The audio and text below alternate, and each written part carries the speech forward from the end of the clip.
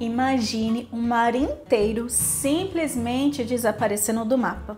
Vila de pescadores abandonadas, navios enferrujados no meio do deserto e uma população devastada. Essa é a história do Mar de Aral, uma das maiores tragédias ambientais do século XX, provocadas por decisões humanas durante a era soviética.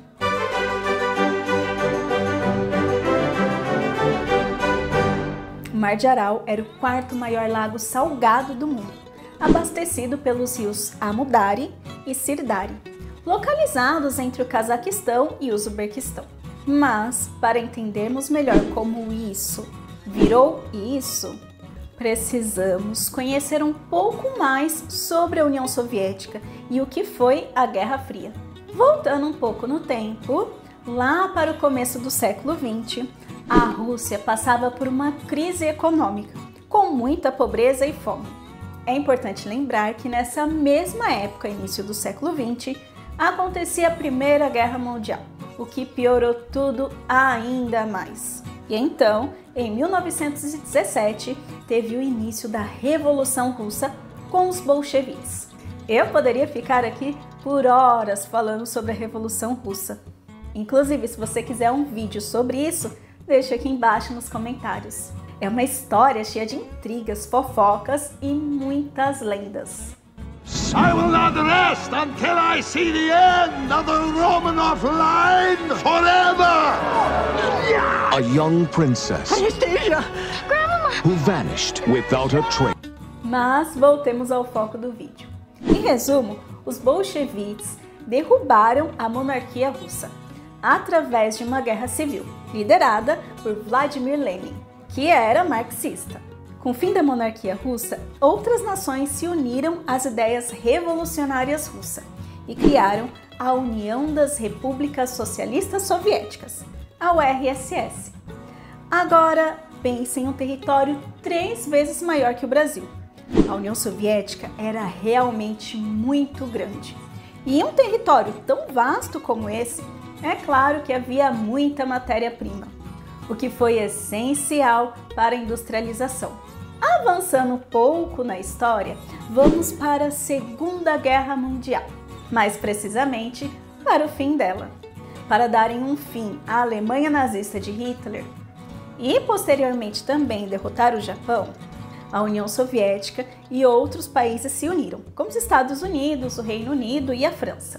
Essa união foi mais ou menos como o inimigo do meu inimigo é meu amigo, porque as ideologias eram muito diferentes.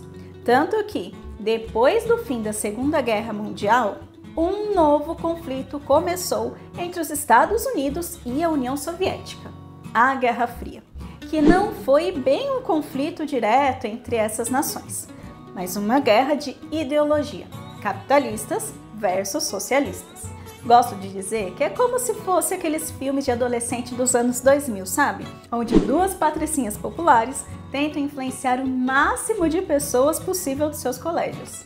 Vou deixar um vídeo aqui em cima para vocês explicando melhor o que foi a Guerra Fria.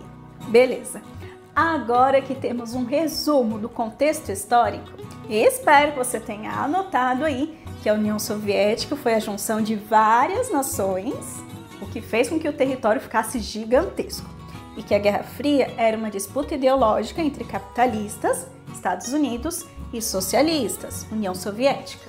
Durante a década de 60, o governo soviético criou um plano ambicioso: usar as águas do rio Amudari e Sirdari para irrigar as plantações em regiões áridas. O objetivo? Tornar a União Soviética autossuficiente na produção de algodão, conhecido como ouro branco na época. Imagine o quão poderosa a União Soviética pareceria se isso desse certo. Além de não precisar mais importar mais algodão, darem um recado bem claro a seus adversários. Recado do tipo: somos capazes de fazer florescer no deserto. Para isso, desviaram os 2 principais rios que alimentavam o Mar de Aral. O que pareceria uma vitória da engenharia soviética virou um desastre sem precedentes. O problema foi tão gigantesco quanto era ambicioso. As águas que deveriam chegar às plantações chegaram menos da metade do esperado.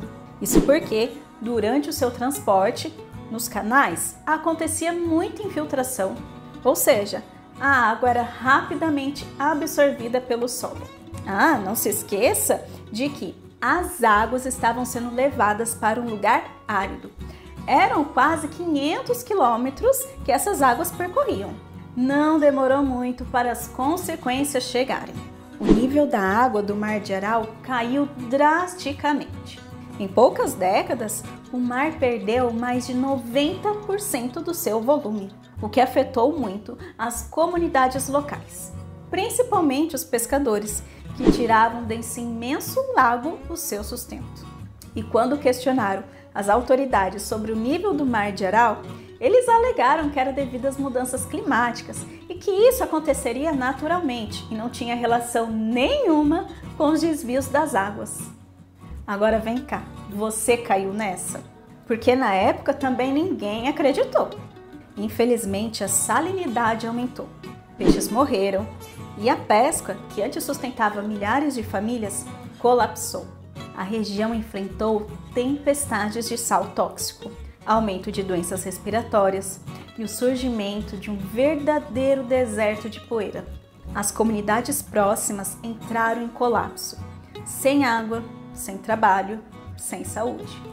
A economia local foi destruída e a qualidade de vida despencou. Isso tudo a troca de fazer florescer algodão no deserto, que também não durou muito. Até hoje, muitas dessas regiões lutam para se recuperar dos impactos. Analisando as imagens, é possível notar que conforme o nível das águas foram diminuindo, houve uma separação. Ao norte, uma pequena parte com água, porém com um volume considerável. E ao sul, que foi onde o volume da água reduziu drasticamente. Nos anos 2000, alguns esforços de recuperação começaram. O Cazaquistão, com apoio internacional, construiu a barragem de Kokara, que ajudou a salvar parte do Mar do Norte. Hoje essa região dá sinais de recuperação, mas o sul continuou praticamente morto. O Mar de Aral nos deixa um alerta. Quando a natureza é ignorada, o preço pode ser irreversível. A tragédia ambiental da União Soviética não é apenas uma história, é uma lição. Lição sobre sustentabilidade, planejamento e os limites da ação humana sobre o meio ambiente. Gostou do vídeo? Então curta, se inscreva no canal e ative o sininho para não perder mais conteúdos sobre história, geografia e meio ambiente. Comenta aqui embaixo, você já conhecia o caso do Mar de Aral? Até a próxima!